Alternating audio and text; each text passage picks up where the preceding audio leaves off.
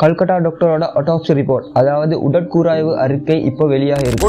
மனித உரிமை செத்தவனுக்கு ஒரு ஆஞ்சி ஓஞ்சி நிக்க தெம்பு இல்லாம படுத்திருக்கிற ஒரு பெண்ணை பாலியல் உணர்ச்சி செய்ய முடியும்னா அந்த மனசுல எவ்வளவு வக்ரம் இருந்திருக்கும், எவ்வளவு குரூரம். டாக்டர்ஸோட ப்ரொட்டஸ்டோட கல்கட்டா போலீஸ் இன்வெஸ்டிகேஷன் பண்ணி கொண்டு இந்த கேஸை நீங்கள் இன்வெஸ்டிகேஷன் பண்ணது போதும்னு சொல்லி சிபிஐக்கு மாற்றினதால சிபிஐ இன்வெஸ்டிகேஷனில் இப்போ நிறைய மர்ம முடிச்சுகள் அவிழ்ந்து கொண்டே இருக்கு. டாக்டரோட உடற்கூறாய்வு அறிக்கையிடம் மூலம் மேலுக்கு ஏற்பட்ட நிறைய சந்தேகத்துக்கான பதிலும் கிடைக்கப்பெறுது. அந்த உடற்கூறாய்வின் படி அந்த பெண் எப்படி இறந்திருக்காங்க அவங்க சொல்லிக்கிறாங்கன்னு பார்த்தீங்கன்னா, கையால கழுத்தை நெரிச்சதிலும் தலையணையை வைத்து முகத்தை அழுத்தியதிலுமான அதிகப்படியான மூச்சு திறன் ஏற்பட்டு அந்த பெண் இறந்ததா அந்த போஸ்ட்மார்ட்டம் ரிப்போர்ட்ல அவங்க குறிப்பிட்டிருக்காங்க. அது மட்டும் இல்லாம இந்த இறப்பு கண்டிப்பா ஒரு ப்ரூட்டல் மர்டர் என்றும் அதுல குறிப்பிட்டிருக்காங்க. அந்த ரிப்போர்ட்ல முக்கியமா எலும்பு முறிவுகள் எதுவும் ஏற்படலை என்று சொல்லியிருக்கிறாங்க. அதாவது நாங்க எதுவும் கேட்டோம் கை உடைஞ்சது கால் உடைஞ்சு அப்படி என்று, ஆனா அந்த ரிப்போர்ட்ல எலும்பு முறிவுகள் பெரிதா எதுவும் ஏற்படலை என்று குறிப்பிட்டிருக்காங்க.